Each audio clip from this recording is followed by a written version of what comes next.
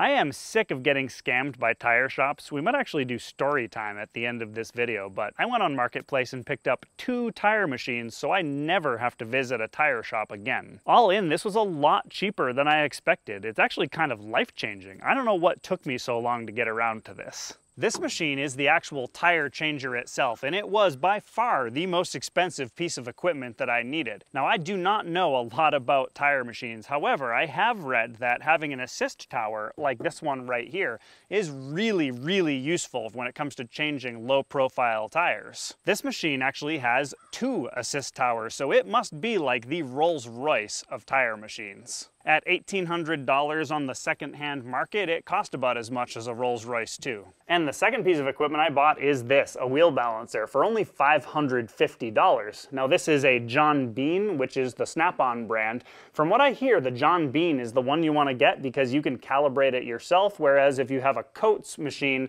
apparently you can't calibrate those yourself. Getting the wheel balancer into place was fairly easy due to its light weight, only a few hundred pounds. The tire changer, however, weighs over 1,000 pounds, and that's only the start of my problems. Yep, this is not quite going to fit in here. I decided to remove the duck head post in order to drive the machine into my shop.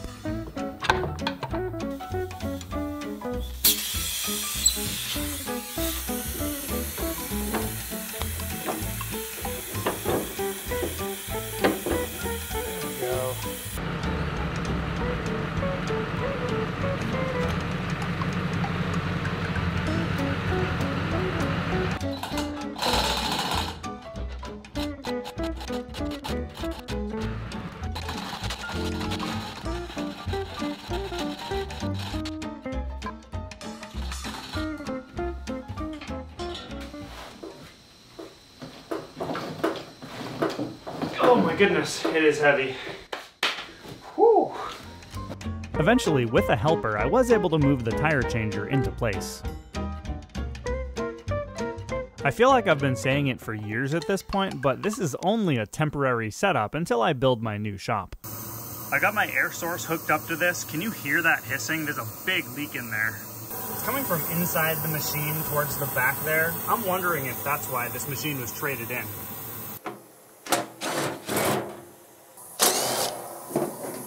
I can feel the air coming out of the back of this piece right here. Not sure what it is, but it looks like there's a gasket right here that seals this piece and this piece. And it feels like the leak is coming from right there. I found the parts manual for this machine and identified the part as number 31 in the inflation group. A quick search of the part number on eBay, and a replacement was on its way for $150. Despite the leak, I think this machine is still going to function. I got a new set of rubber here for my Mercedes S-Class wheels. These are in really bad shape. I mean, look at that. Step 1 is to deflate the tire by removing the valve stem core. Next, I can break the bead of the tire loose from the rim.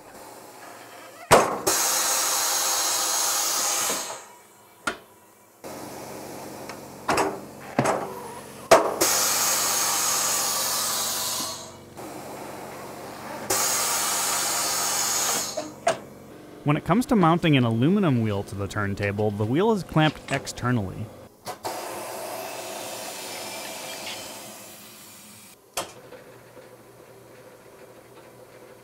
So there's supposed to be a bead roller right here, and it was there when I bought the thing. However, I think the nut was loose and it fell off in transport. So I've ordered another one, and I'm going to have to make do with something else for now. I'm using the right bead breaking disc to push the sidewall down in order to lube the tire bead. I'll use a couple tire spoons to lift the tire bead over the duck head and then rotate the turntable to remove the first side of the tire.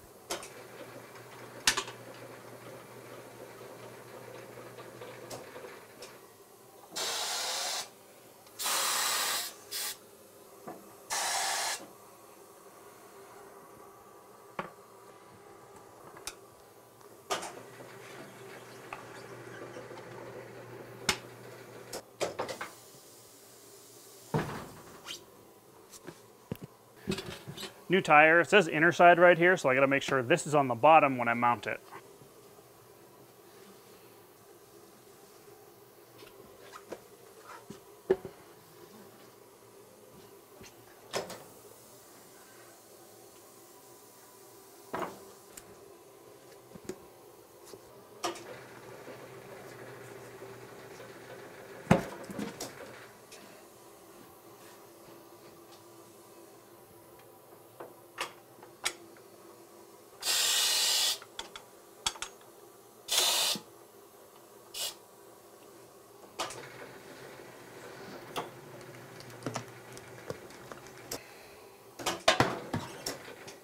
Nice.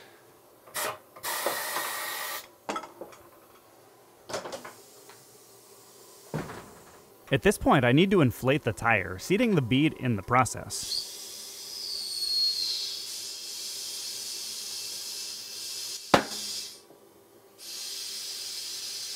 I am being a little bit ginger with the inflation foot pedal. Woo, all right. That took a lot of pressure to seat, but we got the bead seated. Got up to like 38 PSI there.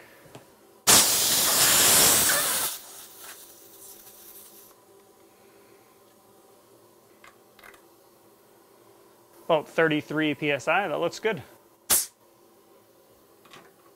With that tire mounted, I just have to balance it now. I have my wheel balancer all set up over here. First thing I need to do is balance it, and for that, this calibration weight right here I purchased from Snap-on Direct Leaves, like $22, $23, something like that. This is how I can balance the machine myself. Okay, so function menu, go up to 14, which is the program for calibration. Hit enter. When I close the hood here, it should spin this and do a calibration.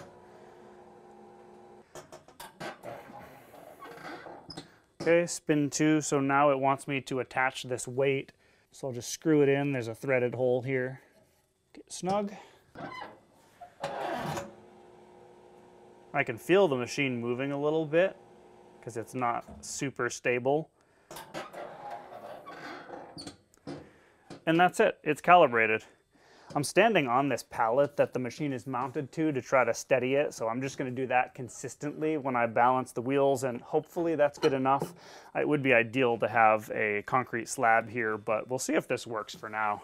Mounting the wheel, I have the center cap knocked out. All of the weights that were on it are removed. You have to find the right size cone.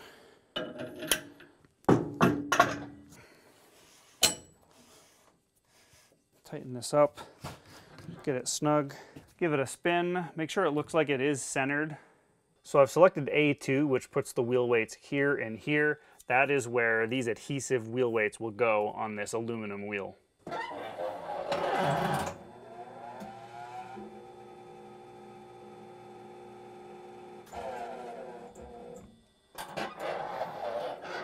So this is telling me I need to put 0.75 grams of weight on the inside and 2.75 grams on the outside. This little thing here tells me where it goes. So if I rotate the wheel, you can see how the LEDs there change. I want this to be green only right here, like that. That tells me that it's perfectly in position. It's not super precise, but with that green LED lit, I can basically look at this marker right here and then place the weights directly above it. Before placing the weights, I'm using acetone to clean and prep the surface.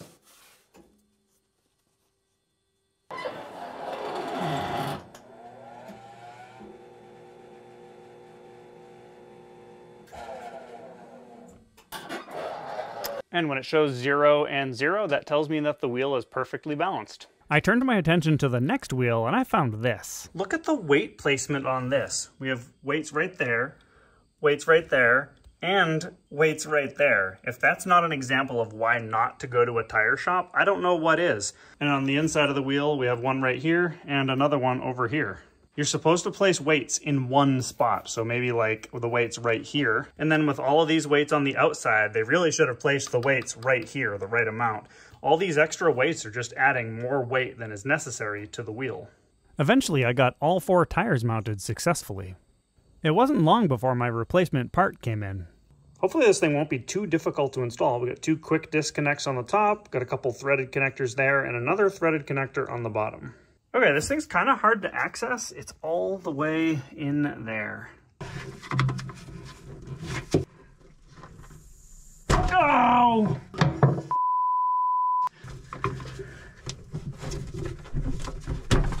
There it is. Oh! Whew. Scared the crap out of me.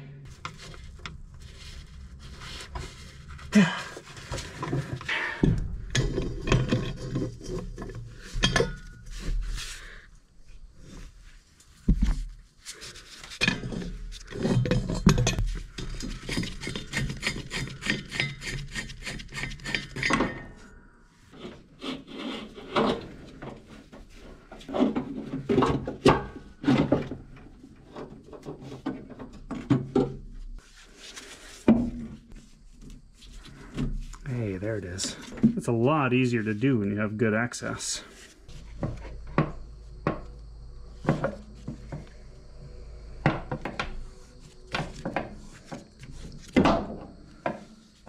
Apparently this tube wants to come out the wrong end. That's fine. I can live with that.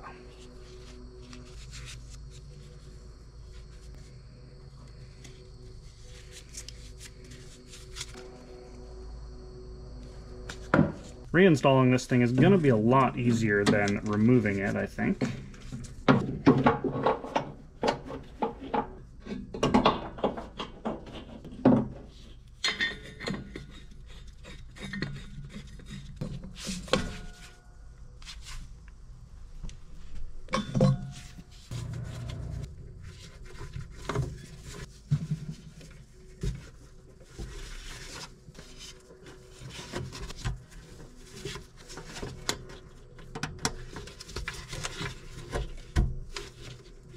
Okay, so for some reason the new valve is leaking from almost the exact same spot.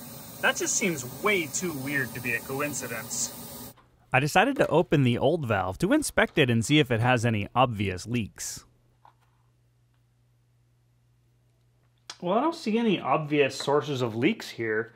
We got a rubber diaphragm that goes in between the two halves, and it was leaking from right about in here. Maybe I can use some tire bead sealer to stop these leaks. It kind of seems oddly appropriate.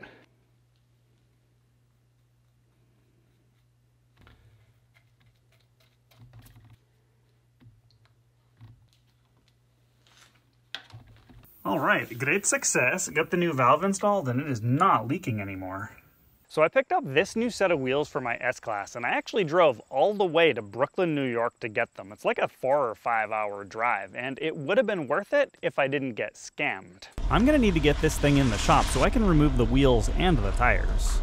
Luckily, I have tire machines, which will make this a little less painful. But anyway, I found these wheels on Marketplace, messaged the seller, we agreed on a price, and I went down there to go pick them up.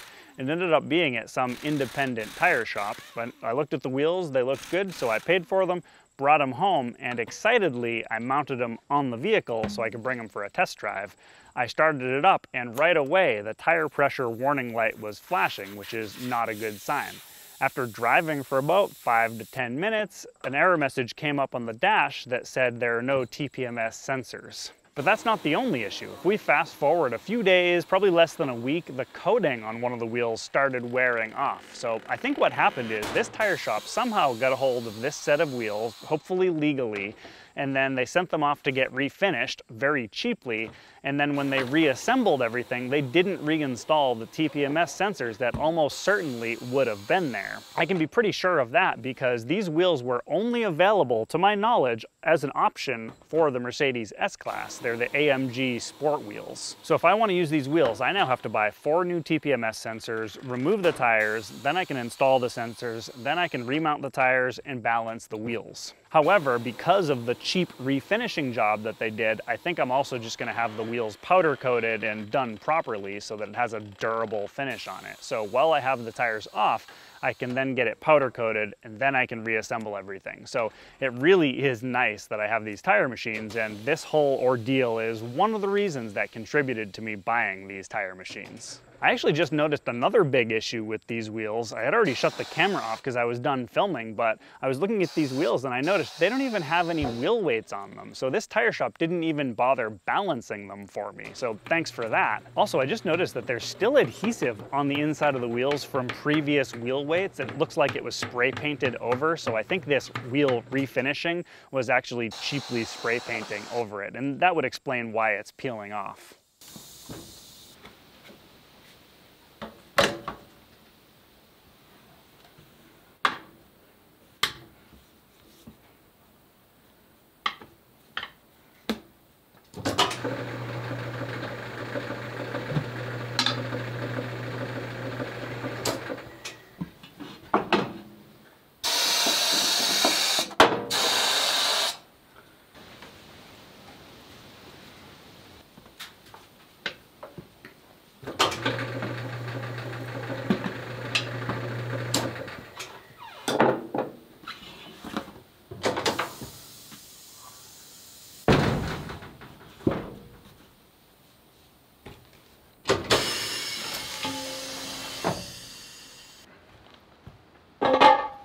Well, here they are, pretty much ready to go off and get powder coated. You can see the valve stem that's on there. It's just a regular valve stem and not a TPMS sensor. At the very least, these wheels do seem to be genuine, made in Germany. We got a part number over here. The A221 that it starts with tells me that it is from an S-Class. Finally, the part I've been waiting for came in, the bead roller.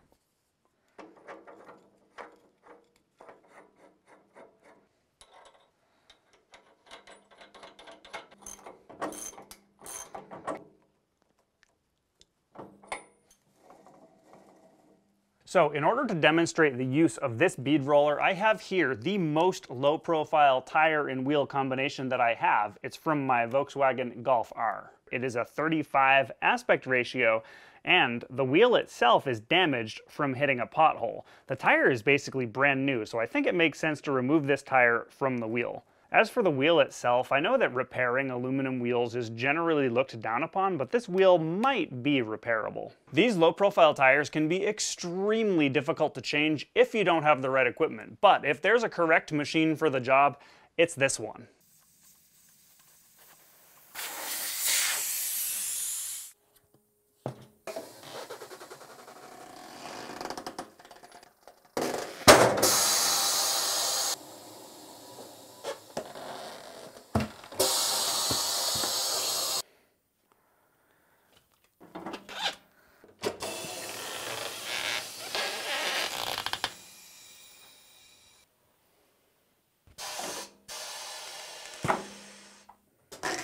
The purpose of the bead roller is basically to push the tire sidewall down and out of the way, so I can do things like lubricating the bead, for example.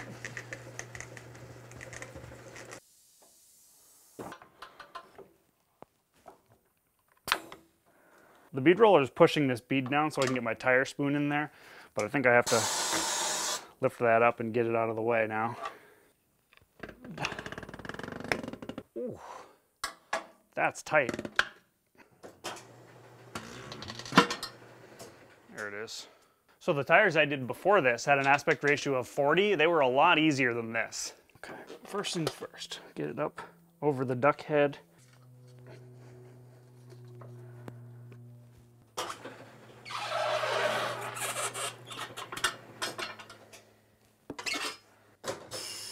Oop, nope, that was not the right thing.